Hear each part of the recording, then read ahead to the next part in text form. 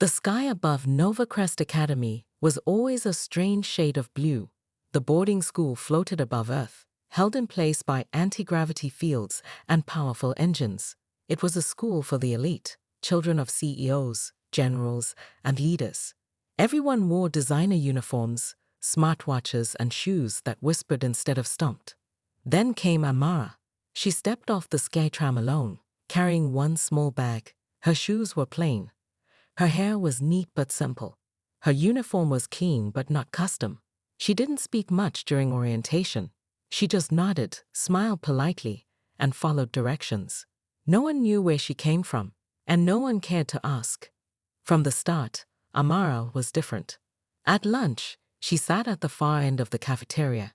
She ate slowly, kept her eyes low, and didn't look at anyone. A glowing bracelet, half covered by her sleeve, sometimes pulsed softly with blue light.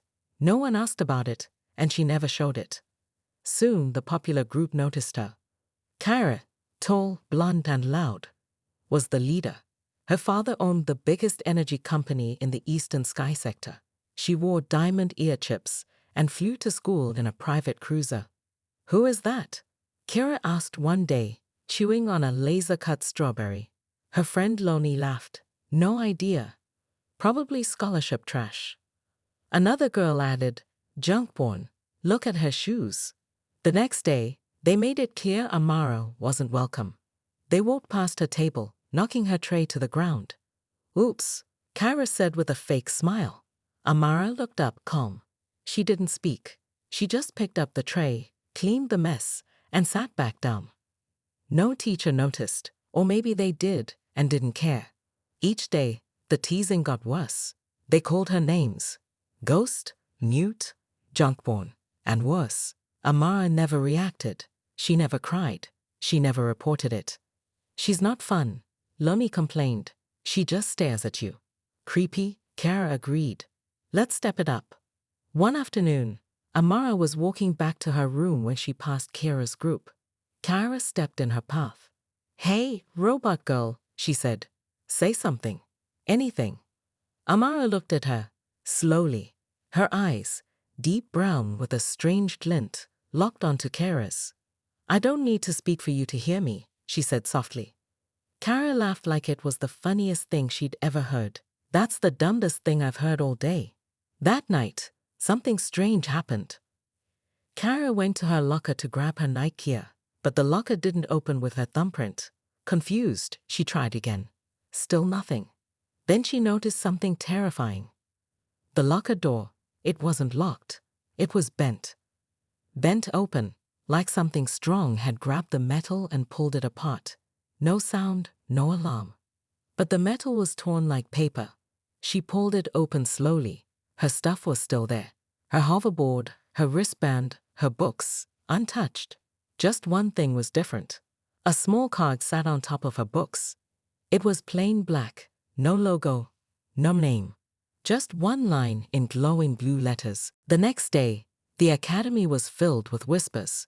Students talked about the lights, the glitches, and the flying shadows. Some said it was a ghost. Others blamed hackers, but no one had answers. Kara sat with her squad, quiet for once. She hadn't slept all night. She kept replaying Amara's words in her head. "I gave them a chance." The words didn't make sense, but the way Amara said them made her stomach twist. Just then, loudspeakers crackled through the school. "All students to the main hall. Emergency assembly." Everyone groaned, but Kara stood up quickly. She had a bad feeling.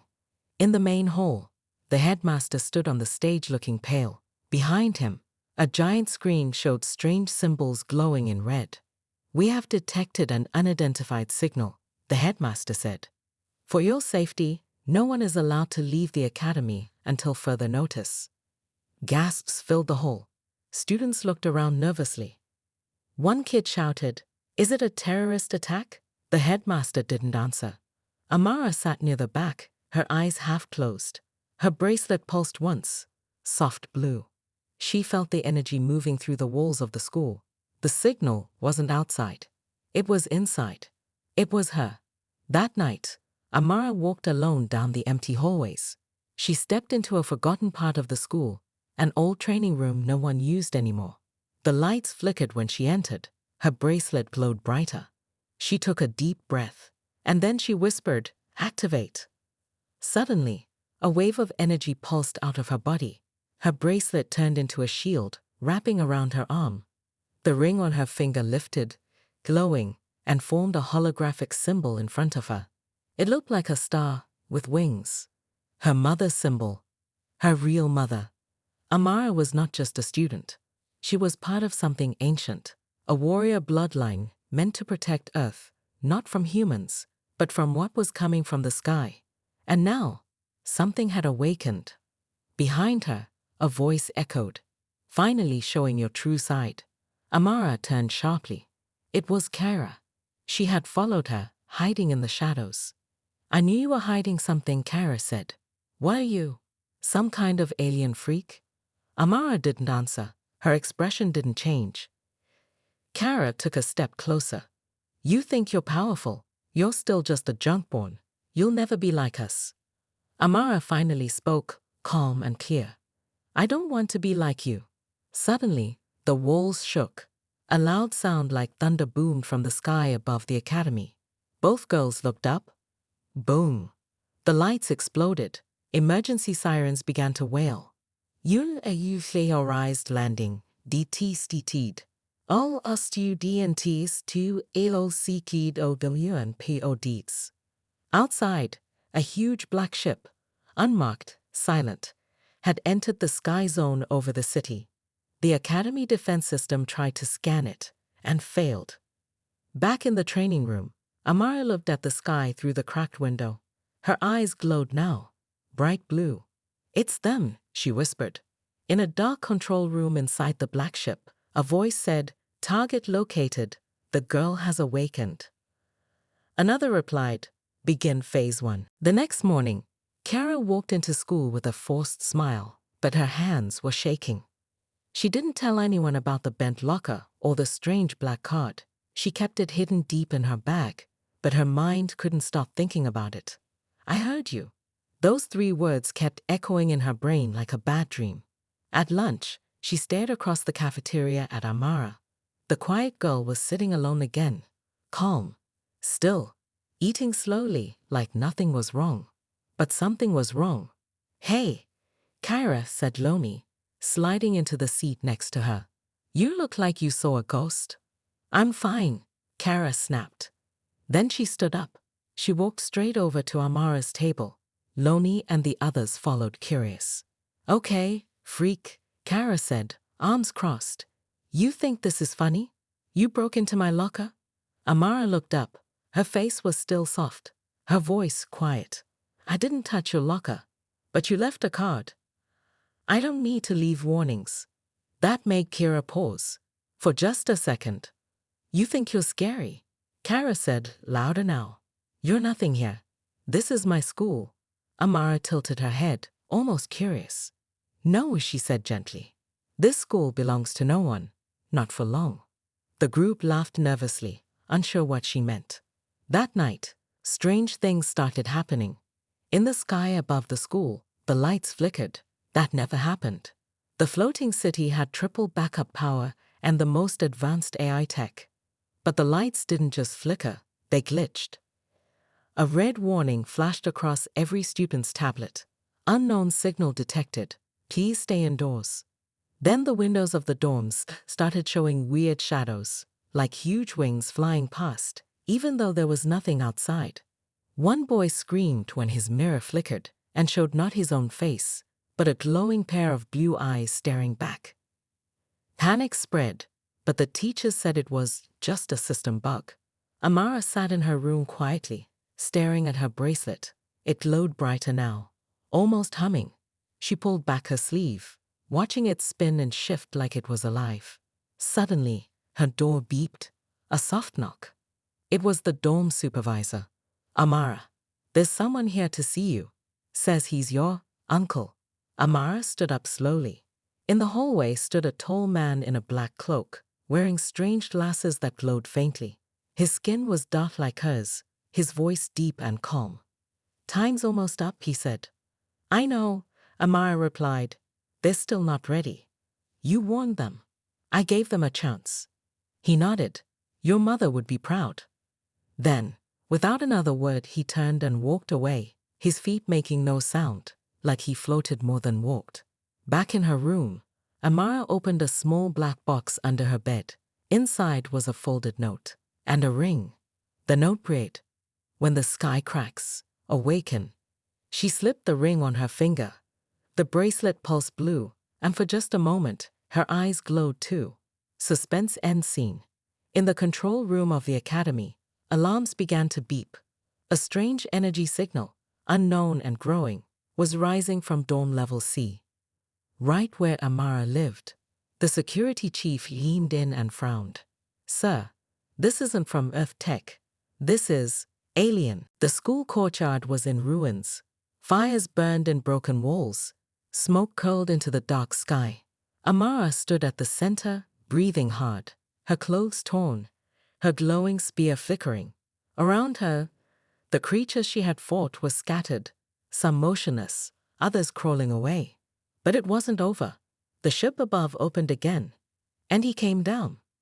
A massive warrior, twice as big as the others, landed with a crash that shook the floating city. His armor was black with red veins. His helmet had no face, only a burning red light in the center. Students hiding in the halls screamed again. Kara hid behind a wall, trembling. Amara looked up. The figure pointed at her. Starborn Unit 17. You were supposed to be destroyed as an infant. Amara didn't blink. I survived. Not for long. He charged. Their battle shook the city. Every blow felt like thunder. Amara tried to strike fast, but he was faster and stronger. Crash! He threw her across the courtyard. She slammed into a wall, groaning. The bracelet dimmed. Inside, students were watching through windows. Even the teachers were frozen. Who is she? One whispered. She's saving us, another replied. Kara, still hiding, stared at Amara in a new way. Suddenly, Amara's voice echoed through the courtyard, calm but fierce. My name is not Starborn Unit 17. She rose, her body glowing brighter than ever. My real name is Amara Zuri, daughter of Queen Imani, last ruler of the Sky Clans. I was hidden here to protect the bloodline. And now, she raised her hand. The bracelet shattered and transformed into armor, smooth, golden, glowing armor that wrapped around her like light. Her eyes blazed. I remember everything. Gasps came from students inside. Some began crying. Even Kira dropped her phone in shock. She's royalty. The Dark Warrior tried to attack again, but this time Amara was ready. She moved like lightning. Her spear turned into a blade. She struck with power, precision, and fury. Slash. Strike. Boom. The warrior roared in pain. You are just one girl. No, Amara said. I am my people's hope, and I will not fall. With a final scream, she launched a glowing strike straight into the warrior's chest. Boom! Light burst everywhere. When it cleared, the warrior was gone. Nothing but dust in the wind. The school fell silent. Only the wind moved now. Scene ends on suspense. Up in the ship, the cloaked figure clenched his fists. She's awakened too soon. We must send a fleet. Another voice growled. Then the war begins. Back in the courtyard, Amara fell to her knees, tired, hurt, but still standing. Students slowly came outside, walking toward her. Even Kira approached, eyes wide. You're not just some quiet girl. Amara looked up, calm and steady. The sky above the floating academy city turned dark. The black ship hovered like a silent monster, casting a shadow over everything below. Students screamed and ran toward the lockdown pods. Sirens echoed across the buildings. Inside the school, Kira backed away from Amara, her face, pale with fear, no longer had any arrogance left. You, what did you bring here? She shouted. Amara didn't answer. She was already walking toward the exit, her bracelet glowing like fire now. As she stepped outside, the city's defense drones flew up to stop the ship. But before they could reach it, a beam of red energy shot from the ship. Boom! The drones exploded like fireworks. The shockwave shattered glass across the campus. Inside the command center, teachers and security staff tried to activate more defenses. System offline. We've been hacked. They're coming straight for us. Back on the courtyard, Amara stood alone. Kara peeked from behind a pillar, watching with wide eyes. For the first time in her life, she wasn't the powerful one. She was terrified. Amara raised her hand, and a soft blue shield spread around the school's main building. A few students who hadn't made it to safety watched in shock. One boy whispered, "Is she doing that?" Suddenly, black shapes dropped from the enemy ship, silent, tall creatures in armor, with glowing red eyes. They landed without a sound. The invasion had started. They moved like shadows, spreading fast across the campus, searching for something. Searching for her. Amara faced the nearest one. It was 8 feet tall, built like steel. It charged. Students screamed and scattered. Amara didn't move. Her bracelet transformed again, this time into a long glowing spear. She spun it once and struck. ZZRRRR. The creature flew back, crashing through a wall. The others paused, their glowing eyes focused on her now. Kara watched, frozen. What are you?" Amara turned to her. "I'm the last of the Starborn Guard," she said, "and they've been hunting me since I was a baby." Suddenly, more creatures rushed in. Amara fought them without fear, her movements quick, graceful, trained. Every hit sent shockwaves through the air. Security cameras captured everything. Around the city, screens began to broadcast the fight live. People stocked in their homes to watch. Who is that girl? She's saving them. Back in the school, Kara stumbled and fell near a damaged pillar. One of the creatures turned toward her. She screamed, but before it could attack, FLASH. Amara appeared in front of her and blocked the hit. Kara stared up at her, shaken. "You saved me," she whispered. "I don't fight for revenge," Amara said. "I fight for those who can't." Then she turned, eyes blazing, and leaped back into the battle. Ending scene. Suspense. Up in the enemy ship, a cloaked figure watched the battle. "She's stronger than we thought," he said. Another voice replied, "Then we sent him." A second, larger shadow stepped forward, twice the size of the others. The courtyard was silent. Amara stood in the center, bruised and tired. Her golden armor flickered, but still shone like the morning sun. The same students who had laughed at her days ago now looked at her in awe. Some whispered, some cried. No one dared come too close. Then, Kara stepped forward. The once popular, sharp-tongued bully now looked small and scared. Her voice trembled. I didn't know who you were. I thought you were nobody." Amara looked at her quiet. "You weren't wrong," she said softly. "I was nobody here, because I chose to hide." Kara lowered her head. "I'm sorry." There was no hate in Amara's eyes, just calm strength. The past doesn't matter. What we do next does. Suddenly, the sky above them shifted. Huge shadows moved behind the clouds. A deep humming sound rolled across the floating city like thunder. The teachers ran outside, pointing. Look! High above, a fleet of glowing ships appeared, black and sharp, shaped like daggers. The alien force had returned. This time, it wasn't just one warrior. It was an army. Fear spread across the crowd like wildfire. Students began to panic. Teachers shouted orders. Sirens rang across the school skyways. But Amara stood still. She closed her eyes and listened. Inside her, something had awakened. Memories, power, duty.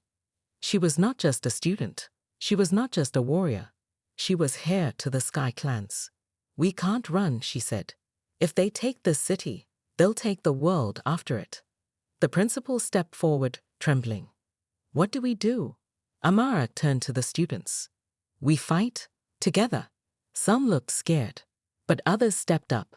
Surprising everyone, Kara stood beside her. "I'm in." Then another student. Then another. Even the teachers nodded. "We protect our city," one said. We protect her. Amara smiled. She raised her hand, and the golden light of her armor spread outward. Suddenly, glowing weapons formed from the school walls: shields, drones, wings, secret defense systems that had long been asleep. The school transformed, its towers shifting into cannons, its sky paths turning into battle bridges. Amara's voice echoed across the city. "This is our home, and we won't let them take it." The enemy fleet began to descend. Amara soared into the sky, her armor brighter than ever. Kyra and a team of students followed in powered suits. The final battle had begun. Final scene. As the sun began to rise, the enemy ships pulled back, broken and burning. The floating city still stood, damaged but strong. Amara landed gently on the courtyard again. Cheers erupted. Students ran out to hug each other. Even Kira hugged her. Amara looked around at the school that had once ignored her. Now they bowed. But she raised her hand. "Don't bow to me," she said. "Stand with me." Because the fight wasn't over. The galaxy would soon know her name, not as the quiet girl in the back row.